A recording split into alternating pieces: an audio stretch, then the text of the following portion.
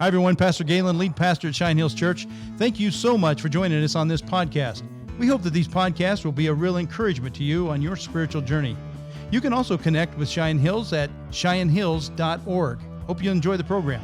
We are across the street and around the world, Cheyenne Hills. Hey everybody, and thank you for joining us for the Cheyenne Hills podcast. We've got a special on-location version we're doing for this week. We're out at the V-Bar Ranch out in Wyoming in the beautiful countryside. The sun is actually out and not overcast and gross like back home. But yeah, so today I've got Kaya and Olivia Shon. I always want to say it German. Schön here. It's what the olden days people It's what called olden it. days people call it, which is actually German for beautiful, which is awesome because that's what you guys do up on the platform for us in our worship. So Should we correct it now or should we wait Yeah. till later? How about now? Okay, it's actually shown. Oh, it's shown. Okay.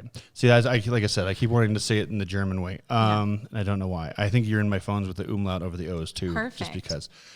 Kai's So grandmother would be really happy. She'd be super, like, yes, wunderbar if she over was the moon. still with us, she would be so happy. Well, anyway, you guys have taken over as the worship leads, and just we thought it'd be a good opportunity since you're out here with the staff. We're having our staff retreat out here at the V-Bar Ranch, and thought it'd be a good chance to get to know you guys a little bit better and have the people who come to Cheyenne Hills know who it is up there on the platform. So if you've been around, James Damey, who has been here for 15 years, finally felt the calling to go off, and he's doing some great consulting work, some really exciting stuff with Next Level Worship. He's going to go off and try to like show people how he built the team here, other places, and all the cool things with them. But that's enough out of me. So you guys you've been in doing worship for a long time. This has been a journey. So where did you guys start out? What's your guys' background? Just introduce yourselves. Sure. Should I go first? Sure. Okay, I'll go first. So my background as it relates to worship really started back in high school. I was a part of our youth group there and just kind of took an interest to playing guitar, just watching my youth pastor and how he would play and how he would lead us. And I just had this interest in guitar. And it was my senior year of high school that my youth pastor said, "Hey, why don't you join me up here?" And I was like, "Oh, okay, are you sure I'm ready for something like that?" Yeah, he said, "Absolutely." And so it really started as a senior in high school, getting into that mix of being part of, preparation for getting ready to lead, the youth group in worship, and what songs do we pick, and why are we picking them, and what keys should we be using, and it went on and on and on. And so I learned a lot as a high schooler to what went into worship, and that was kind of my first beginnings. Mine is much different than Kai's. So I grew up as a child performer. Oh, okay. I had... Anything you'd see you in? In Atlanta, I did some local commercials and did some off-Broadway type theater things. And so I got some training in classical vocals. So I actually am an opera singer, which Oh my gosh. never get to Christmas use. ideas. Okay. That would be so cool. Yeah, I miss doing that. But went to college. And so Kai and I met in Nashville at Lipscomb University. We both have degrees in Bible. Kai is in preaching emphasis, and mine is in family counseling. Wow. And we met we were both asked to attend a mission trip in Key West, Florida. And he was I know it was Hard. rough. It was Rough, a real gosh. rough spring break mission Gotta get a lot trip. of shots to get over there. Yeah. So Kai was asked to go to play guitar. I was asked to go as a singer so that we could, initiate some worship and maybe draw some crowds and try to do some evangelizing that way.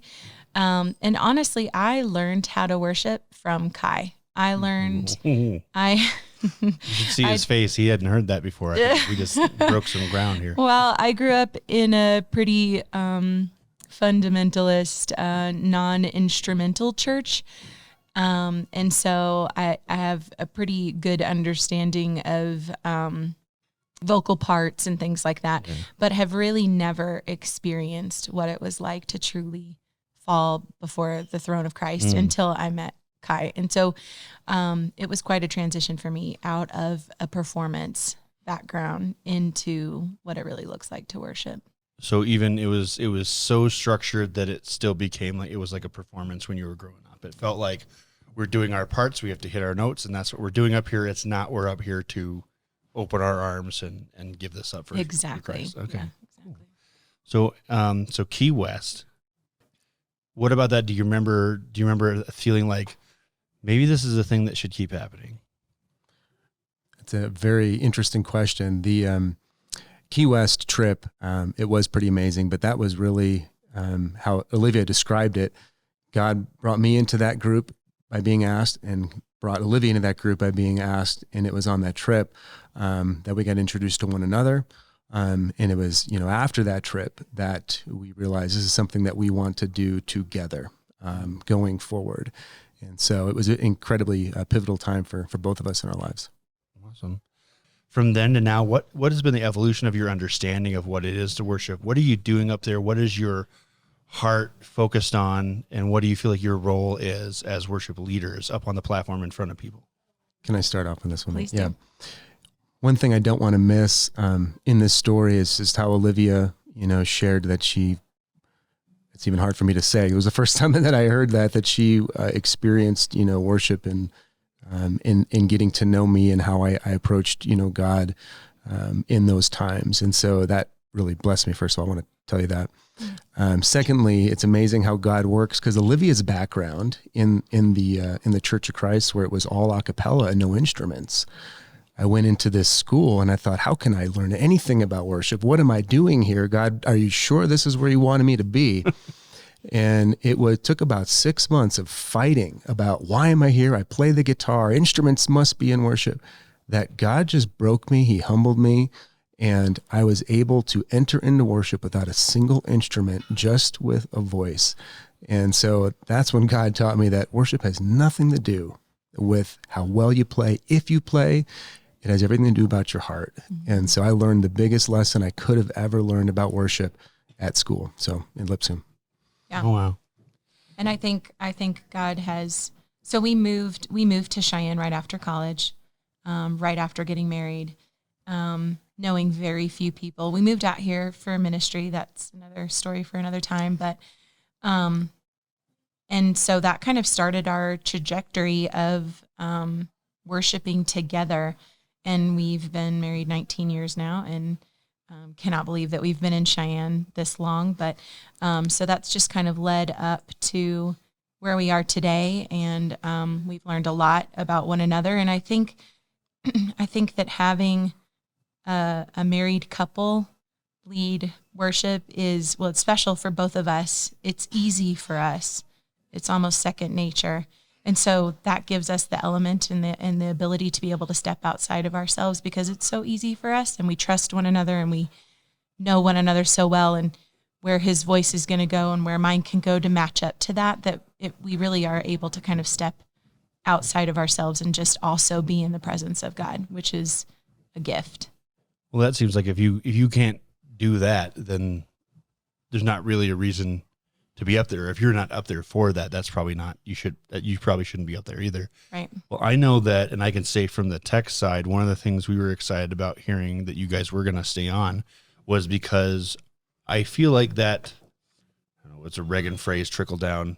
There's a trickle down easiness, I think, that you guys work together naturally. And so the worship band feels a little bit more comfortable finding into the groove that you guys have with one another, which means that on our side, we can feel that too. And that comes down to the part where the people were on the camera and the audio board and all that stuff is that it comes down, and it has felt a lot more relaxed, but in no way diminished the last couple months with you guys. And so that's been a pleasure to have you there. Is there anything that you're looking forward to going forward? Because, so we're out here at the V Bar, and the horse riding is about to start. So Yes. we're going to lose Olivia here in a minute. So Olivia, do you want to just round us off with telling a little bit about, or both of you, about what you hope to see moving forward, and kind of what do you have like a vision or that you kind of see for how we're all moving forward together I would say it really, our philosophy of worship, or our goal and vision for CHC and our amazing volunteers, kind of boils down to what our family motto is, which is love God, love others. And so I think, when I've heard that somewhere. Yeah, we didn't coin it. We just live by it. But if we step outside of ourselves, if we remove our wants and wishes for the betterment of the church and our volunteers, that's loving others, right? And then if we just are able to let go and worship the Lord, then we're hoping that the Holy Spirit, comes and has his way with this church, and we're just honored and excited about being a part of that. Awesome. Any last thoughts from Mr. Kai? I think looking forward, we just want to be a part of what God's doing. We want it to be a place that people can come and it's a safe place to hear God, to worship him, and to just simply experience who he is, and be able to hear him clearly. So we're just excited about what the future holds, and seeing God continue to move. And we're humbled to be in the flow. It has nothing to do with us or anybody. God's moving, and we just happen to be in one of the pawns, if you will, in place right now. We're just trying to be faithful and excited about it. Awesome. Well, I can throw an amen at the end of all that, I think. So thank you guys for being here. Thanks everyone for joining us on this kind of shorter, but still just kind of special on location podcast out here at V-Bar Ranch. Join us next week. We'll see you guys then. Thanks for joining us. Thank you. Thank you.